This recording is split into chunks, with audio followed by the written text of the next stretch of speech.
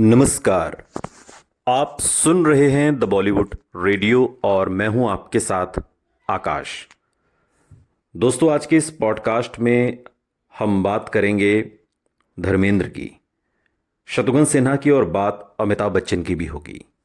बॉलीवुड में हीमैन के नाम से मशहूर सुपरस्टार धर्मेंद्र को बतौर एक्शन हीरो इंडस्ट्री में जबरदस्त कामयाबी मिली। हम सभी जानते हैं कि धर्मेंद्र ने साल 1960 के दशक की शुरुआत में बॉलीवुड में एंट्री ली। हैंडसम लुक और एक्शन पैक्ड रोल्स से उन्होंने अपनी एक अलग पहचान बनाई। बहुत कम लोग ये जानते हैं कि उन्होंने साल 1964 में आई फिल्म आई मिलन की बेला में विलन का रोल किया था और इस सुपरहिट फिल्म में धर्मेंद्र ने राजेंद्र कुमार के भाई की भूमिका निभाई थी। दिलचस्प बात यह है कि धर्मेंद्र के साथ विलेन का किरदार निभाने वाले दोनों एक्टर्स की भी किस्मत रातों रात चमकी। वो विलेन से हीरो बन गए और अपने दम पर सुपरस्टार का स्टेटस भी हासिल किया और सालों तक बॉलीवुड में राज किया। ये दो एक्टर कौन हैं और वो विलेन से हीरो कैसे बने, ये किस्सा आज के इस पॉडकास्ट में हम आपको सुनाएंगे। सुपरस्टार धर्मेंद्र ने 1960 में आई फिल्म दिल भी तेरा हम भी तेरे से बॉलीवुड में एंट्री ली। हालांकि ये फिल्म उतनी बॉक्स ऑफिस पर कमाल नहीं दिखा पाई, लेकिन उनके काम को काफी सराहा गया। अगले साल 1961 में उनकी फिल्म शोला और शबनम हिट रही थी।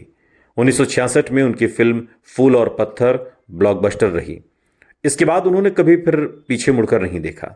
और इतना ही नहीं, धर्मेंद्र ने अपने साथ काम करने वाले कई एक्टर विलन की किस्मत भी चमका दी। दो एक्टर तो विलन से हीरो बन गए और फिर सुपरस्टार का स्टेटस पाया।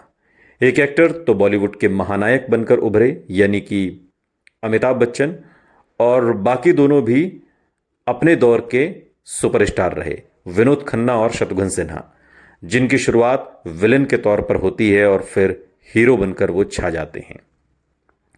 तो सबसे पहले बात करते हैं विनोद खन्ना की। विनोद खन्ना के पिता नहीं चाहते थे कि वो फिल्मों में काम करें। पाकिस्तान के पेशावर प्रांत में जन्मे विनोद खन्ना बेहद साधारण परिवार से ताल्लुक रखते थे। उन्हें सुनील दत्त फिल्मों में लाए थे और 13 अगस्त 1971 को रिलीज हुई फिल्म मेरा गांव मेरा देश फिल्म में धर्मेंद्र, आशा पारेख के साथ हमें विनोद खन्ना भी नजर आते हैं। फिल्म का डायरेक्शन राज खोसला ने किया था और कहानी अख्तर रोमानी ने लिखी थी। स्क्रीन प्ले GR कामत का था, लक्ष्मीकांत प्यारेलाल का म्यूजिक, और इस फिल्म के दो गाने मार दिया जाए या छोड़ दिया जाए या फिर हाय शर्माऊं किस किस को बताऊं अपनी प्रेम कहानियां, ये दोनों गाने बहुत मकबूल हुए, बहुत मशहूर हुए। फिल्म में विनोद खन्ना ने जब्बर सिंह ठाकुर, एक डकैत का रोल निभाकर धर्मेंद्र को उस दौर में कड़ी टक्कर दी थी। विनोद खन्ना ने मार्च 1998 में अपने एक इंटरव्यू में बताया था कि सुनील दत्त ने मुझे फिल्मों में इंट्रोड्यूस कराया। शुरुआत हीरो के तौर पर होनी थी और एक फिल्म थी जिसमें दो हीरो थे। एक हीरो सुनील दत्त के भाई सोमदत्त थे और दूसरा रोल मुझे दिया गया था, लेकिन सुनील दत्त को वो स्क्रिप्ट मिली नहीं और फिर उन्होंने जो अगली फिल्म बनाई उसमें मेरा रोल विलन का था और ये फिल्म थी मेरा गांव मेरा देश। और फिर उसके बाद ये उस समय की बड़ी हिट फिल्म थी। 6 महीने के बाद मुझे हीरो के रोल मिलने लगे। सोचिए, विलन का रोल करने के बाद आमतौर पर विलन के रोल ऑफर होने चाहिए, लेकिन मेरा गांव मेरा देश राज खोसला की एक ऐसी फिल्म जिसमें विलन के बाद सीधे हीरो के रोल ऑफर हुए। और एक समय तो ऐसा भी आया जब मैं हीरो विलेन दोनों के रोल एक साथ कर रहा था। यह साल 1998 में अपने एक इंटरव्यू में विनोद खन्ना कहते हैं। 1971 में आई एक और फिल्म मेरे अपने में विनोद खन्ना के किरदार को खासा पसंद किया गया। मेरे अपने गुलजार साहब की फिल्म थी और मीना कुमारी इस फिल्म में आखिरी बार नजर आई थी।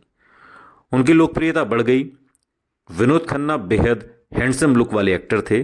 उनका स्टारडम 1973 से शुरू हुआ, फिर 1977 में अमर अकबर एंथोनी और 1980 में कुर्बानी के समय विनोद खन्ना अपने स्टारडम के पीक पर थे। उनकी पॉपुलैरिटी अमिताभ बच्चन से कम नहीं थी, बल्कि कई बार वो अमिताभ बच्चन पर भारी पड़ रहे थे। विनोद खन्ना निजी जिंदगी में 2 शादियां उन्होंने की और विनोद खन्ना की पहली शादी गीतांजलि खन्ना से साल 1971 में हुई थी। उनके 2 बेटे राहुल और अक्षय खन्ना हैं और गीतांजलि से ये रिश्ता 1985 तक ही चल पाया। जब विनोद खन्ना ओशो के आश्रम से लौटे तो उनका परिवार पूरी तरह से बिखर गया था।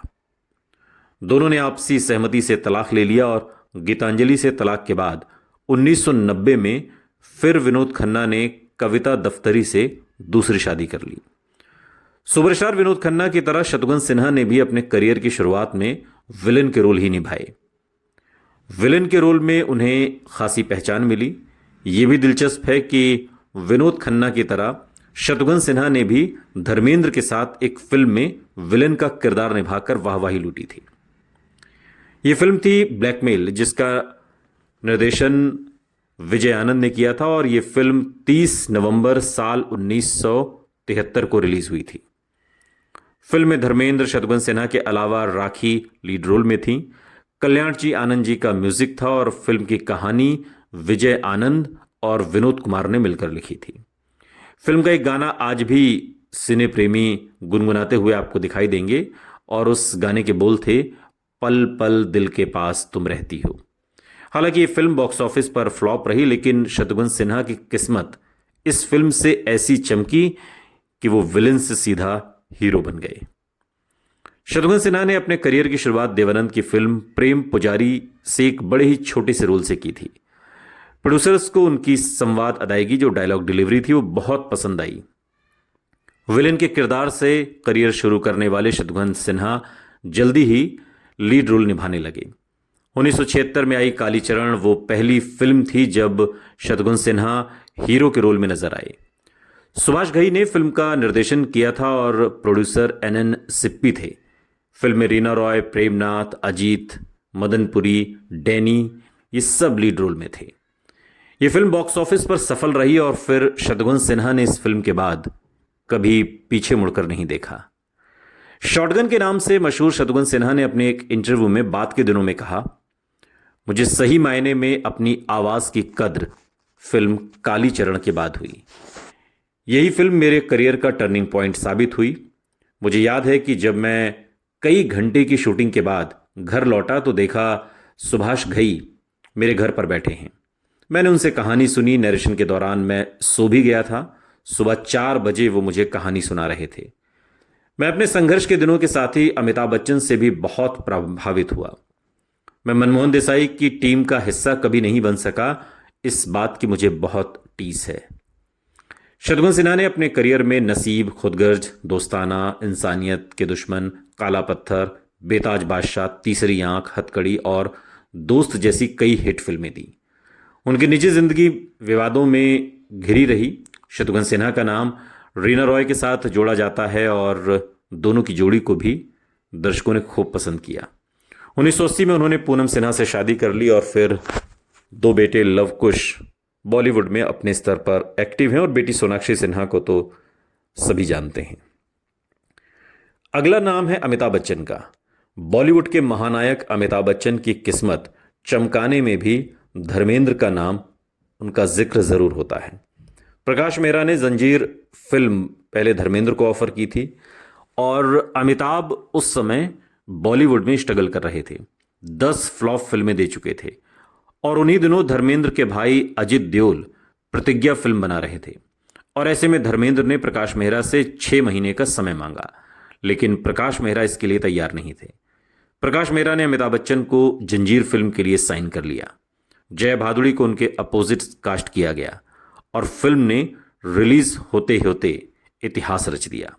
यह फिल्म मस्ट वॉच लिस्ट में शामिल है और अमिताभ की इस फिल्म के बाद वो स्टारडम उन्हें हासिल हुआ जिसकी किसी ने कभी कल्पना भी नहीं की थी और एक तरीके से हिंदी फिल्म इंडस्ट्री को एंग्री यंग मैन के तौर पर अमिताभ बच्चन फिल्म जंजीर से मिले। तो ये कहानी थी उन 4 सितारों की, धर्मेंद्र, विनोद खन्ना, शत्रुघ्न सिन्हा और अमिताभ बच्चन, जो पहले विलन बने और फिर वो कहीं ना कहीं हीरो के तौर पर जब सामने आए तो छा गए। सुनते रहिए द बॉलीवुड रेडियो, सुनता है सारा इंडिया।